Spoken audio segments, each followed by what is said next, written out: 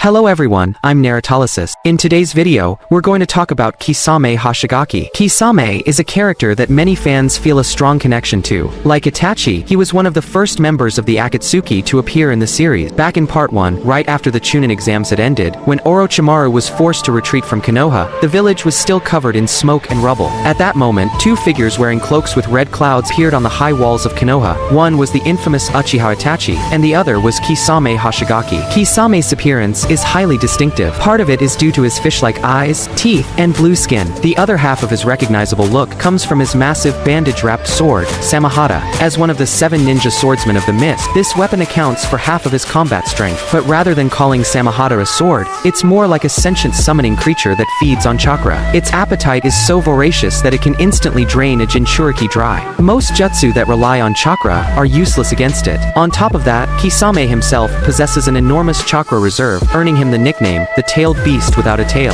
Even within the Akatsuki, a group full of monsters, he was one of the strongest. However, since he was often paired with Itachi, he rarely needed to showcase his full power. Before joining the Akatsuki, Kisame was part of Kirigakure's Umbu. As an Umbu, his missions were naturally classified and often dark in nature. His primary duty was to escort highly sensitive information. If the mission went smoothly, there were no issues. But if he encountered an uncontrollable situation, he had a strict protocol: eliminate the escort target. After all, classified information could never be allowed to fall into enemy hands. During one such mission, Kisame was escorting members of Kirigakure's code division when they were ambushed by enemy ninjas. Leading the opposing force was none other than Konoha's infamous interrogation expert, Ibiki Marino. Kisame did his best to break through the enemy lines while protecting his team, but there were simply too many people to safeguard. When he saw his injured and immobilized teammates, he realized that if they were captured, they would leak crucial information. So, before the enemy could reach them, Kisame executed them himself. By the time they escaped the forest, only 3 members of the code division were still alive, but their relief was short-lived. Ahead of them was a sheer cliff with no way out. Kisame, without hesitation, turned his blade toward them. Among the 3 survivors, one was a female ninja who had always been kind to Kisame. Before the mission, she had even asked him out for a meal once they returned. She was surprisingly beautiful, standing out from the usual faceless side characters. But despite this, Kisame, with his dead fish eyes, cut her down. Rather than blaming him, she simply smiled gently and said, "You must have had a tough life, haven't you?" Tough? That was an understatement. Balancing between being a protector and an executioner, constantly carrying out such missions, anyone's worldview would start to twist. Kisame began to see the shinobi world as a lie. What did it mean to be an excellent ninja? In the end, it was just being a murderer who betrays their comrades. Ninjas were willing to die for their villages, yet they had no sense of true self. Eventually, Kisame turned against his superior, the previous wielder of Samehada,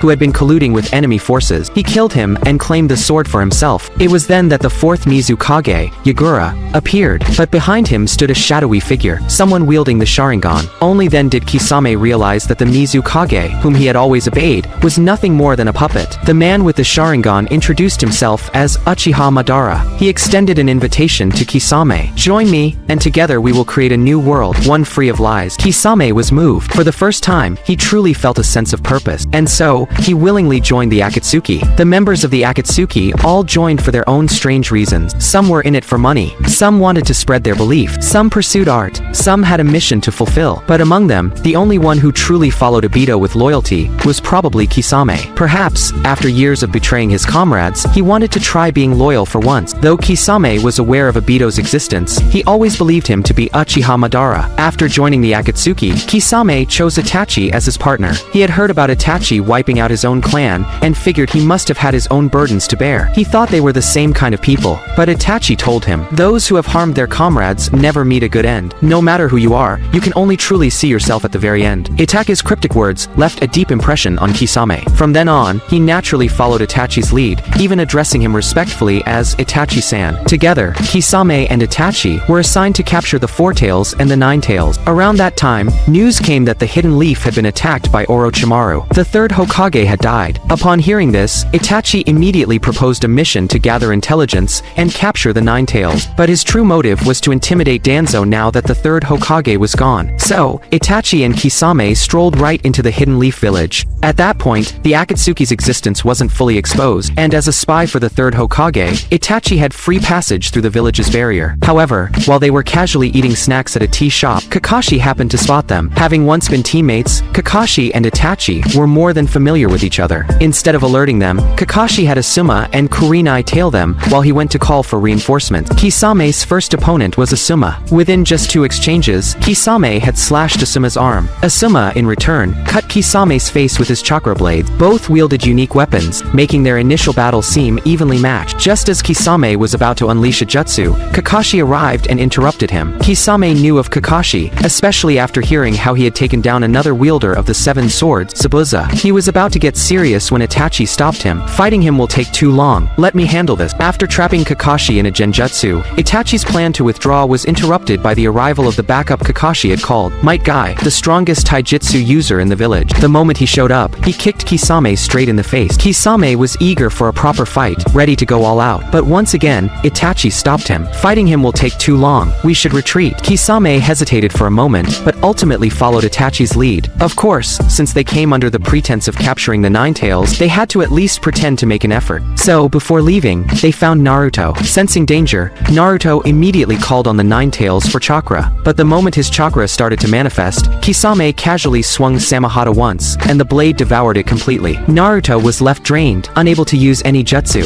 Just as things were looking grim, Jiraiya finally showed up. Or, maybe he was just passing by while taking a girl to his hotel room? Regardless, his sudden arrival gave Itachi the perfect excuse to retreat. After all, as a spy, he couldn't make his defection too obvious. But truthfully, retreating was the smartest option. Even if Itachi and Kisame fought together, taking Naruto away from Jiraiya wouldn't have been easy, and fighting a prolonged battle within the Hidden Leaf's territory was too risky. Once reinforcements arrived, the situation could quickly turn against them. Later in Naruto Shippuden, Sasori and Deidara's team successfully captured the one-tailed Jinchuriki. However, during the sealing process, Konoha and Tsuna's reinforcements arrived. Upon hearing that Might Guy was among them, Kisame eagerly volunteered to intercept them. He still hadn't forgotten the grudge from that kick years ago. However, the Kisame that fought them was merely a projection. He and Itachi were actually far away, and he was only able to fight using Pain's shape-shifting technique, Shoten no Jutsu, which allowed him to possess a sacrificial body. This clone only had 1/3 of his actual strength. Yet, due to Kisame's immense chakra reserves, even just a third was impressive. Niji even remarked, Other than Naruto, I've never seen anyone with this much chakra. After all, Kisame was known as the tailed beast without a tail. Even Pain acknowledged that Kisame had one of the largest chakra reserves in the Akatsuki. With this overwhelming chakra, his jutsu were equally exaggerated in scale. With just one water release, Suetun technique, Kisame flooded the desert, turning it into a vast ocean. While Kisame bore a grudge against Guy, on the other hand, had completely forgotten who he was. This was understandable. Back when they first met, Guy had been avoiding eye contact with Itachi to counter the Sharingan, so he had never actually looked at Kisame's face. Guy's team launched an all-out attack on Kisame, but Niji and the others were still inexperienced. Kisame quickly trapped them using water prison jutsu, Suiro no Jutsu, creating a one-on-one battle between him and Guy. Thanks to his advantage in weaponry and terrain, Kisame managed to drive Guy underwater. He then unleashed one of his signature technique, 5 feeding sharks, Gasho Kazame, cornering Guy completely. At that moment, Guy finally got serious. He opened the 6th gate. The gate of view came on. The surge of heat instantly evaporated the 5 sharks, and the resulting shockwave cleared the water, creating a vacuum. A 1/3 strength Kisame was no match for 6th gate Guy.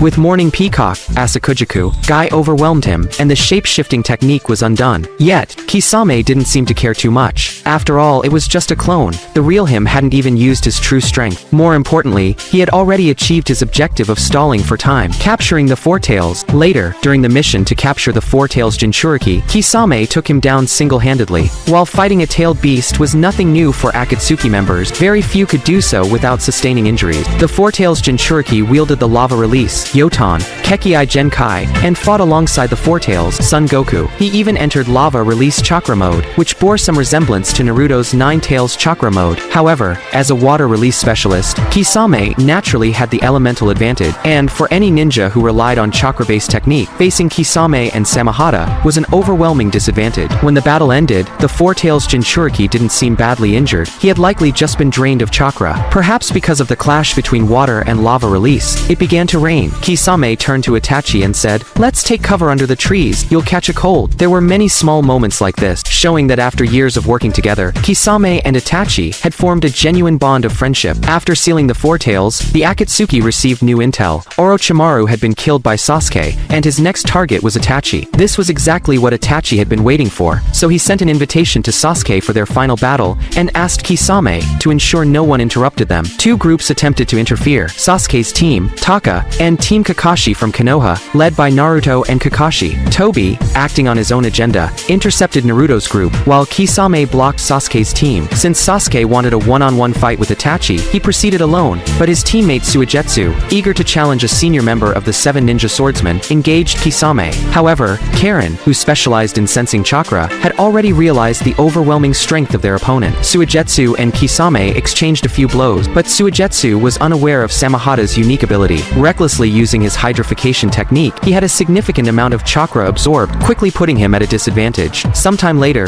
Zetsu delivered the shocking news: Uchiha Itachi is dead. Upon hearing this, Kisame looked visibly saddened. He told Zetsu, "Now that Itachi is gone, let me have a moment of freedom." He found a quiet place to collect his thoughts. While Itachi was alive, Kisame rarely had the chance to fight seriously. Now that Itachi was gone, it was finally his time to shine. At this point, the Akatsuki was on the verge of collapse. Even their leader, Pain, had been killed in Konoha. But Kisame had always followed the true mastermind, Tobi. With Tobi, Zetsu, and the newly joined Team Taka, these were the last remnants of the Akatsuki. Originally, capturing the Eight Tails was assigned to Team Taka, but Sasuke and his group failed, so Kisame stepped in personally. The Eight Tails was the second strongest tailed beast after the Nine Tails, and its Jinchuriki, Killer Bee, was a perfect Jinchuriki, able to wield his beast's power with complete control. On top of that, Bee was the younger brother of the fourth Raikage, and was under the powerful protection of the Hidden Cloud Village, making him an incredibly difficult target. However, Kisame got lucky. Killer Bee had secretly snuck away from his village to practice enka, a traditional style of Japanese singing, in a remote area. Seeing his chance, Kisame made his move. At first, Killer Bee didn't take Kisame seriously. He had encountered a few Akatsuki members before, and hadn't found them too difficult to handle. But Kisame was different. He was a full-fledged Akatsuki member. The moment their fight began, Killer Bee realized something was off. His lightning-infused blade clashed against Kisame's weapon, but had no effect at all. Even more shocking was what happened next. When Bee, in his tailed beast cloak, delivered a powerful headbutt at close range, Kisame simply pushed him back. It wasn't because Kisame's head was harder, it was because Samehada had absorbed Bee's chakra. Still, Bee didn't believe that just a weapon could drain such a massive amount of chakra. He re-entered his tailed beast cloak and tried again, but Kisame simply swung his massive blade, slicing away even more of his chakra. By now, Samehada had grown significantly in size, yet it still hadn't reached its limit. Realizing the threat, Bee got serious and partially transformed into the Eight Tails, unleashing his powerful lightning release, Lariat. The devastating speed and force of the attack sent Kisame flying along with his sword. Though Bee was forced back to his normal form in the process, he managed to pierce a massive hole through Kisame. However, Kisame's wounds healed at an astonishing speed as Samehada transferred chakra back to him. At this point, Killer Bee knew he was in trouble. He was already planning to escape when Kisame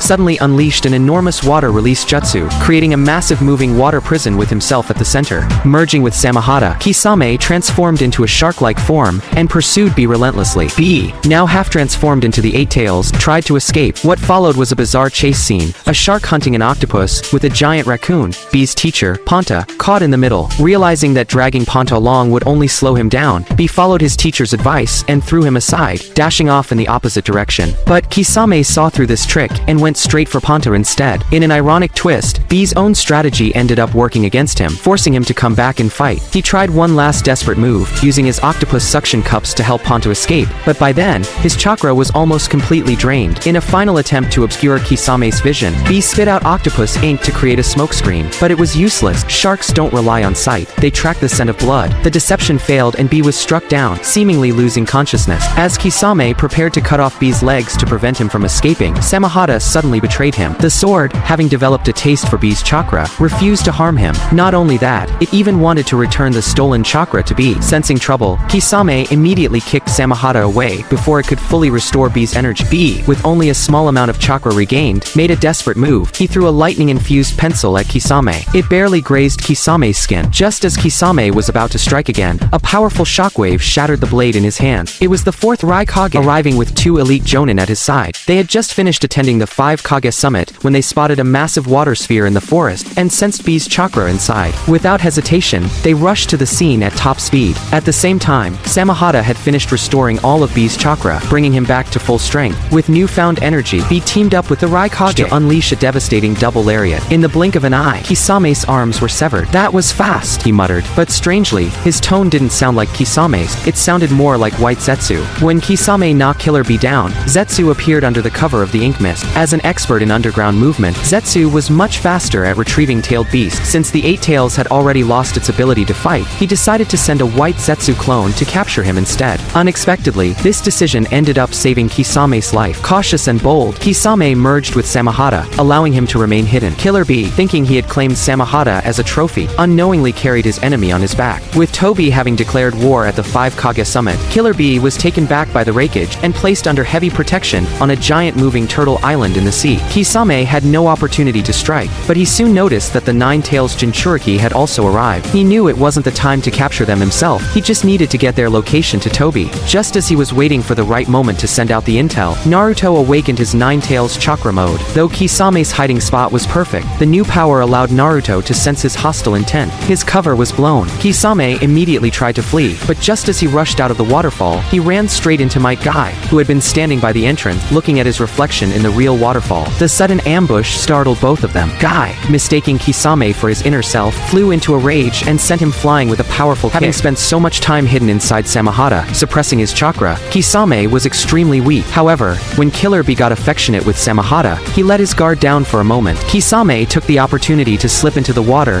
and absorb Killer Bee's massive chakra reserves. To make matters worse, a Konoha Jonin attacked him recklessly, allowing Kisame to absorb even more chakra. Fully restored, he didn't linger in battle. Instead, he summoned a shark and made a swift escape. But Guy, now opening the 6th gate, launched himself after Kisame, using Killer Bee's throw and a summoned turtle as a stepping stone to propel himself forward. For the 3rd time, Kisame found himself facing this muscle-headed ninja. And the most infuriating part? Guy still didn't remember who he was. Realizing he couldn't escape easily, Kisame prepared his last move. He sealed his intel scroll inside a single shark, and then unleashed 1,000-feeding shark, creating a massive swarm to obscure the real one's escape. Guy couldn't tell which shark carried the intel, so he had only one choice: stop them all. His 6th gate technique, Morning Peacock, didn't have enough power to eliminate them all at once. So he opened the 7th gate, Gate of Wonder, and unleashed its exclusive technique, Daytime Tiger. It was his strongest technique short of a suicidal move. Kisame, observing the attack, was genuinely impressed. A taijutsu user this powerful is rare. That blue chakra even pushed the seawater back, but he didn't let his guard down. Knowing that Daytime Tiger was incredibly strong, he countered with an enhanced version of his signature move, Giant Shark Bullet Jutsu. This technique had a unique ability. It absorbed the enemy's chakra-based attack, making itself stronger. The stronger the opponent, the more powerful the jutsu became. It was the perfect counter. Or so Kisame thought. But when Daytime Tiger and Giant Shark Bullet clashed, the expected reversal didn't happen. Instead, Daytime Tiger tore through Giant Shark Bullet completely and struck Kisame head-on. The shockwave engulfed the entire sea, sending waves crashing over Turtle Island. Kisame, taking the full force of the blow, suffered devastating injuries. Only then did he realize his fatal mistake. Daytime Tiger wasn't a ninjutsu. It wasn't made of chakra at all. It was a pure shockwave attack, created from the force of a single punch, and the blue aura surrounding Guy wasn't chakra, it was the heat from his evaporating sweat. Kisame let out a bitter smile. Trying to counter Daytime Tiger with Giant Shark Bullet had been his worst possible choice. Kisame, the master of capturing tailed beasts, falls into enemy hand. This time, however, he found himself captured. His captors included Yamanaka Awo, a skilled mind-reading ninja. Under intense interrogation, Kisame bit through his own tongue to break free from the mind-reading technique. Roaring in defiance, he unleashed the last of his strength, breaking free from his restraints, and sealing himself within a water prison jutsu. He knew escape was impossible. To prevent his enemies from extracting any information from him, he summoned his shark to devour himself. Back in his days in the hidden mist village's Umbu, he had carried out missions to eliminate comrades who might leak information. Now, his final mission was to eliminate himself. In his last moments, he recalled Itachi's words, "No one can truly know who they are until the very end." To die for his organization. To die protecting his comrades. Perhaps he wasn't such a lost cause after all. Even in the hidden mist village, Kisame had always been loyal. He had taken the lives of his comrades not out of cruelty, but to protect the village's secret. And even in their final moments, his comrades had never resented him, because they all knew the alternative would be far worse. Yet, Kisame could never truly come to terms with his action. He carried the weight of his choices until the very end. But in truth, he was always a man of duty, honor, and unshakable resolve, worthy of respect. And that marks the end of this video. If you enjoyed it, don't forget to subscribe to my channel. I'm Narutolysis. See you in the next one.